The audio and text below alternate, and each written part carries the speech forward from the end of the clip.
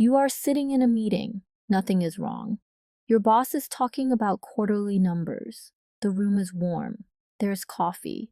And yet, somewhere deep in your chest, something is tight. Your heart is moving a little faster than it should. You tell yourself to relax. It doesn't work. That feeling is not anxiety. That feeling is a 300 million-year-old alarm system that has not received the update that you are no longer being hunted. Your brain does not know what year it is. The parts of your brain responsible for detecting danger were ancient before your species existed, and they are running right now, scanning for threats that disappeared from your world thousands of years ago.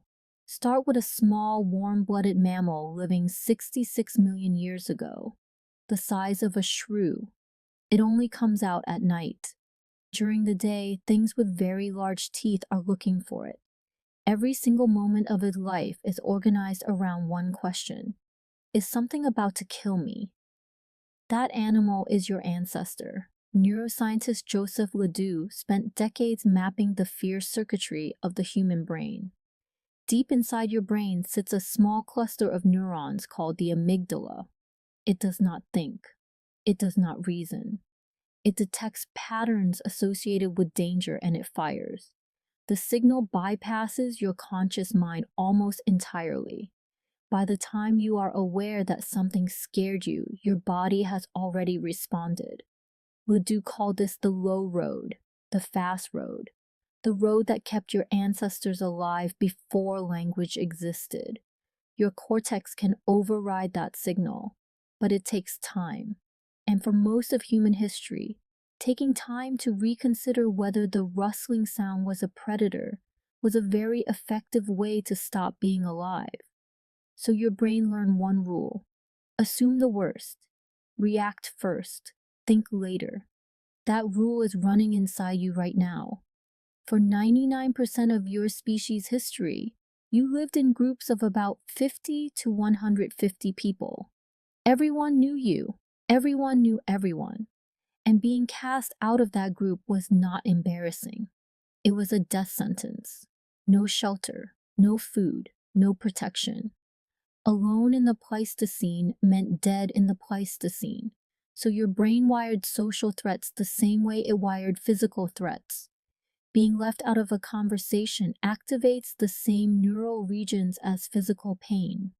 Researcher Naomi Eisenberger at UCLA showed through brain imaging that social rejection activates the same brain regions as a punch to the face. Your brain does not distinguish between a lion and a bad performance review. You are also constantly running a social threat scan. Every room you enter, every conversation you have, your brain is quietly checking who is with me, who is against me, who has power over me. This system was designed for a world with 50 people in it.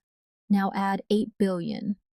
Now add comment sections, read receipts, and the little typing bubble that disappears without a message being sent.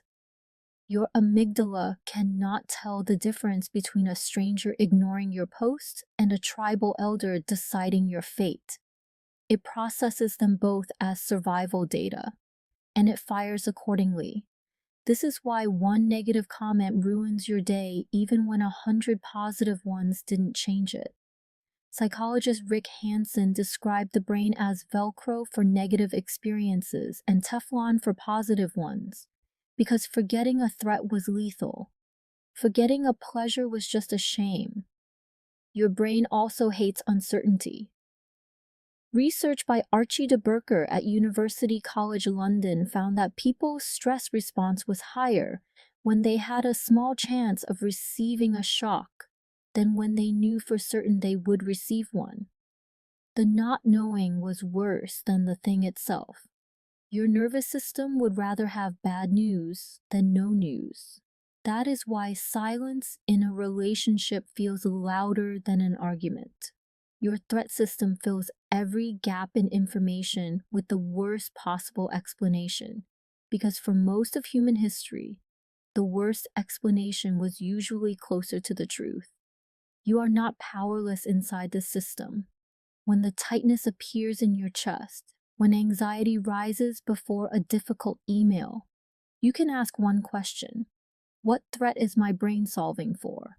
Is it exile from the group, loss of status, unknown information? When you name the original threat, something in the nervous system often softens. Not because the feeling disappears, but because you have placed it in its correct context. You are not falling apart. You are running software that kept your lineage alive through ice ages and every catastrophe this planet has ever produced. So the next time you are sitting in that meeting and your heart is moving faster than it should, you will remember this. Your ancestors spent millions of years perfecting that feeling. It kept them alive. And now it sits inside you, scanning a world of quarterly reports and read receipts, doing exactly what it was built to do. Nothing is hunting you, but your brain hasn't gotten the message yet. And in a way,